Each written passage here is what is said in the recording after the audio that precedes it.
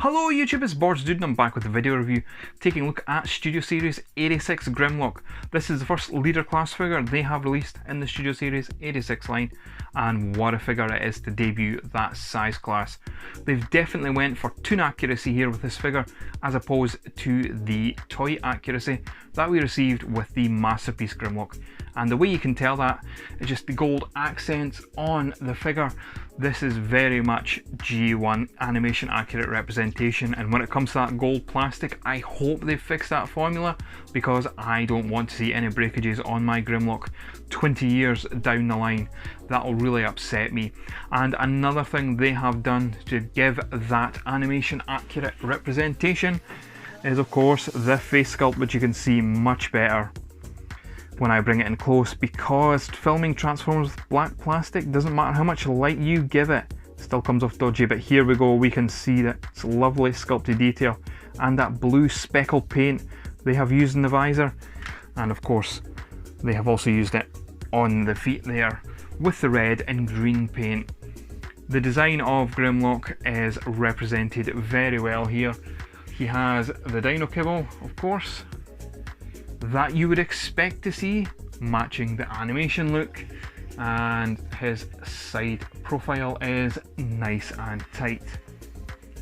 First impressions on seeing the robot mode, already said it, captures that animation model perfectly. Taking a look at Grimlock's articulation now, the head is on a ball joint and can do a full 360, and also has this little lift up you can do there if you wish.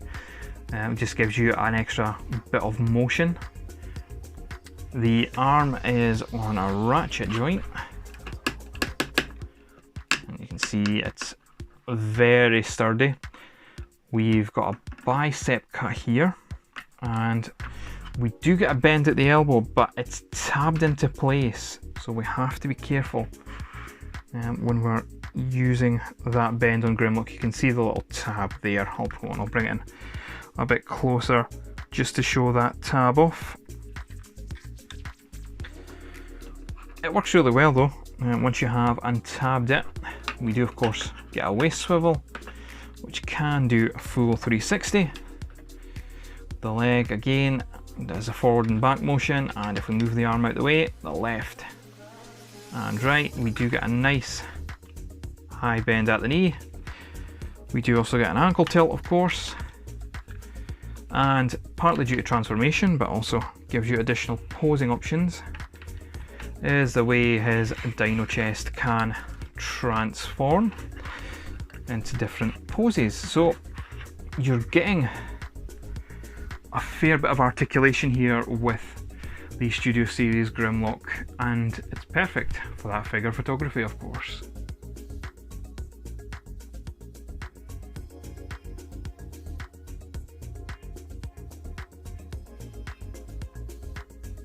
For accessories with Studio Series 86 Grimlock, you get his blaster here. It's just done in a shiny black plastic, represents his toy and Generation 1 cartoon model blaster very nicely. We do get the rather controversial partner, being wee Wheelie, and yeah, there's nothing to this figure really. Yeah, he definitely looks like Wheelie, there's no denying that, but there's no proper articulation in the legs apart from the ball joint connection, and the same with the arm. Why they just didn't include, say, I don't know, this guy with the figure, surely it wouldn't have cost that much to produce him, I don't know, but this is what you do get with Studio Series 86 Grimlock in terms of accessories. One's great, the other one we could have done without, maybe give him his sword, but that's comic and toy accurate as opposed to cartoon accurate. When it comes to scale, here Grimlock is with Cup, Blur and Wheelie. Now obviously we know Wheelie is from the Titans Return line, but I think he fits in very well with the rest of the Studio Series figures, and I think this scale works great. Grimlock also scales well with the Kingdom line. Time to transform Studio Series Grimlock now, and the transformation's fairly straightforward. You can pull down the chest so we can flip the head in, bring up the dyno head. Now the dyno head is actually tabbed into a port there, which is kind of fits securely. Sometimes it just untabs itself, it's just the way it is. Now we can try and do this in various steps, either bring across his body wings and just get them sort of set so you're ready. The fists, easiest part, just flipping them in. No problems there. The legs, so if we start from the back, we'll flip that out, give him his little stilts. I still think that's a pop at third-party companies for giving the original MP Grimlock stilts to fit in with their own third-party transformers, but that's just me. Same again. Bring it up on the hinge. So far, so straightforward. Now the legs, just bend over. The legs are on this sort of strange clip system. I don't like that clip system. I think that's going to break over time, so that's something to be wary of. So they just fold in flush. You will need to move those tail, I guess tail fins, or the back of Grimlock's tail out the way. Tab in here.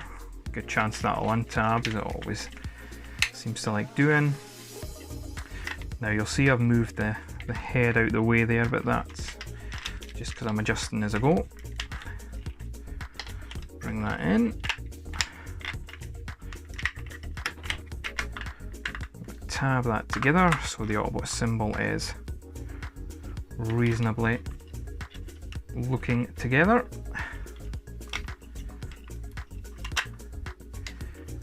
These tabs here do slot under here.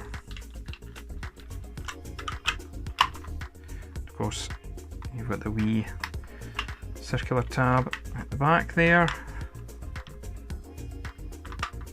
Again, it's very much straightforward. I mean, we're almost there, as you can see. Just then adjusting the legs. You can keep things bent if you wish on the arms to give you a bit more posing range, but there we go, just a little bit of tidying up and a better look, and Grimlock is transformed into his Dyno Mode. Grimlock's Dyno Mode, or Alt Mode depending on how you want to word his alternate mode.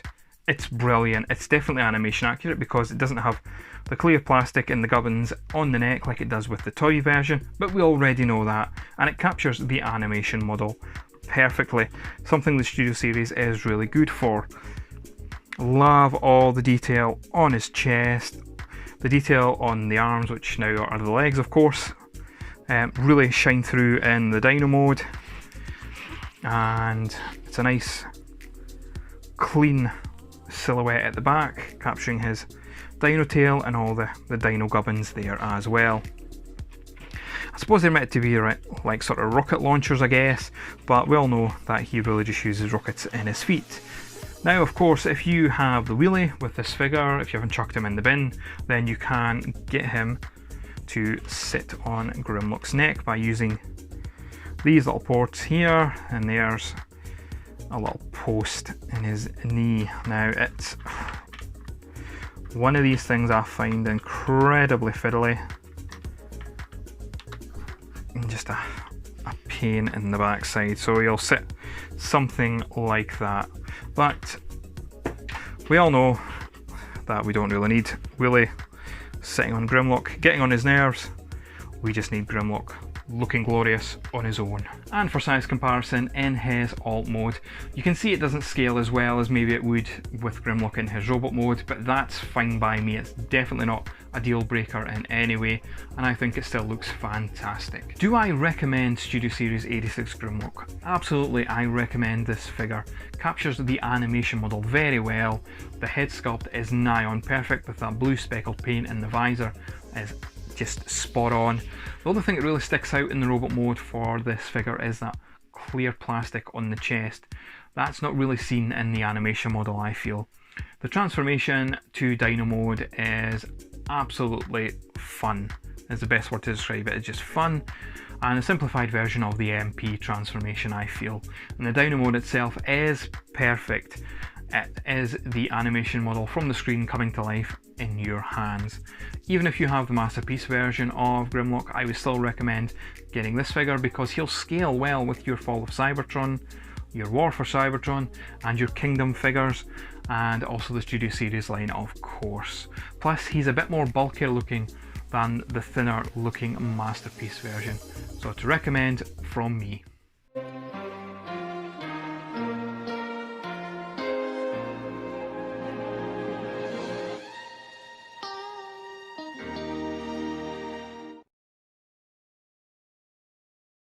Okay, look, and does give this scale, stop,